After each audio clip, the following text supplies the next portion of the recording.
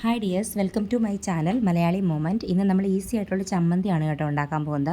ആവശ്യമായ സാധനങ്ങൾ: കൊച്ചുള്ളി, ഒരു കഷ്ണം പുളി, ഇഞ്ചി, കറിവേപ്പില, എരിവിനാവശ്യമായ വറ്റൽമുളക്, ഉപ്പ്. പിന്നീട് ഞാൻ അരമുറി തേങ്ങയാണ് കേട്ടോ എടുത്തിട്ടുള്ളത്. നിങ്ങൾക്ക് എരിവ് എത്രത്തോളം വേണോ അതിനനുസരിച്ചുള്ള വറ്റൽമുളക് എടുക്കണം. ഇതിൽ മുളക് പൊടി നമ്മൾ ആഡ് ചെയ്യുന്നില്ല, വറ്റൽമുളക് മാത്രമാണ് ആഡ് ചെയ്യുന്നത്. ആദ്യമായിട്ട് തന്നെ ചട്ടി അടുപ്പിൽ വെച്ച് ചട്ടി ചൂടാകുമ്പോൾ അതിൽ കുറച്ച് വെളിച്ചെണ്ണ ഒഴിക്കുക. വെളിച്ചെണ്ണ ഒന്ന് ചൂടായി വരുമ്പോൾ അതിലേക്ക് നമ്മൾ എടുത്തു വെച്ചിരിക്കുന്ന കൊച്ചുള്ളി ഇട്ട് കൊടുക്കുക. പിന്നീട് നമ്മൾ ഒരു കഷ്ണം ഇഞ്ചി എടുത്തിട്ടുണ്ട്, ആ ഇഞ്ചി ഇടുന്നുണ്ട്. അതിനുശേഷം എരിവിനാവശ്യമായ വറ്റൽമുളക്, പിന്നീട് ആ ഒരു കുഞ്ഞു കഷ്ണം പുളിയും ഇട്ട് നന്നായിട്ടിത് ഒന്ന് മിക്സ് ചെയ്യണം. മിക്സ് ചെയ്യുമ്പോൾ നന്നായിട്ട് മൂത്ത് വരേണ്ട ആവശ്യമില്ല, ഒന്ന് ചെറുതായിട്ടൊരു ബ്രൗൺ നിറം ആകുമ്പോഴത്തേക്ക് നമ്മൾ എന്ത് ചെയ്യണം, ഇത് ആ തേങ്ങയിലേക്ക് ഇട്ട് കൊടുക്കണം.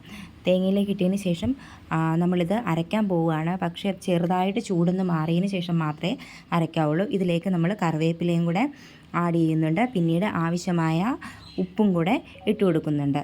ഇത്രയും ഇട്ട് നന്നായിട്ടൊന്ന് മിക്സിയിൽ അരച്ചെടുക്കണം. അപ്പം നമ്മുടെ സ്വാദിഷ്ടമായ ചമ്മന്തി ഇതാ ഇവിടെ റെഡി ആയിട്ടുണ്ട്. ചോറിൻ്റെ കൂടെ കഴിക്കാൻ പറ്റിയ ഏറ്റവും ടേസ്റ്റി ആയിട്ടുള്ള ചമ്മന്തിയാണ് കേട്ടോ ഇത്. എല്ലാവരും ട്രൈ ചെയ്ത് നോക്കണം. Thank you for watching.